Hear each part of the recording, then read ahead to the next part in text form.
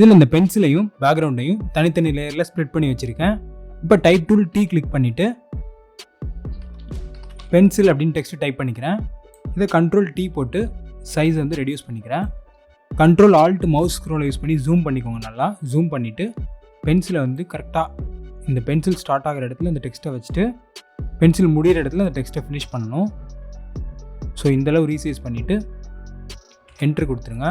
இப்போ நமக்கு மேலே கொஞ்சம் எக்ஸ்ட்ரா இருக்குது. ஸோ இதே லைட்டாக இந்த மாதிரி ரெடியூஸ் பண்ணிக்கலாம். இப்போ பர்ஃபெக்டாக இருக்குது.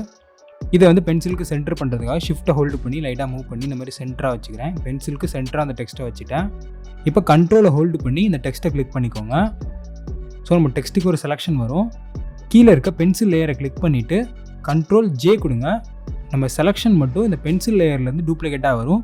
ஸோ இது எல்லாத்தையுமே ஹைட் பண்ணிவிட்டு பார்த்தா நம்ம செலெக்ஷன் மட்டும் இந்த பென்சில் லேயர்லேருந்து டூப்ளிகேட்டாக வந்திருக்கு. இதுக்கப்புறம் நமக்கு இந்த டெக்ஸ்ட் தேவையில்லை. ஸோ டெக்ஸ்ட்டை டெலீட் பண்ணிடலாம்.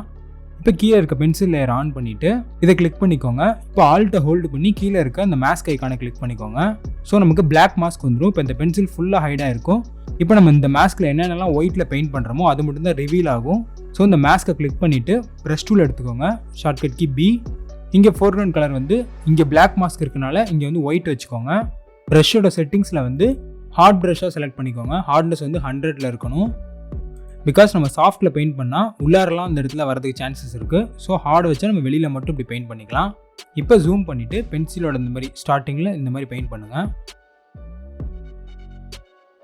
அதே மாதிரி இங்கே ஜூம் பண்ணிவிட்டு இப்போ L வந்து இங்கே ஃபினிஷ் ஆகிடுச்சு.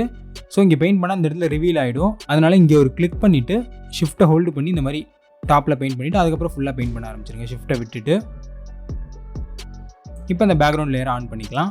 இந்த வீடியோ யூஸ்ஃபுல்லாக இருந்துச்சா அப்படின்றத கமெண்ட்ஸில் சொல்லுங்கள். அடுத்த வீடியோவில் வேற ஒரு இன்ட்ரெஸ்டிங்கான கண்டென்ட்டோட சந்திக்கிறேன் நண்பர்களே. நன்றி, வணக்கம்.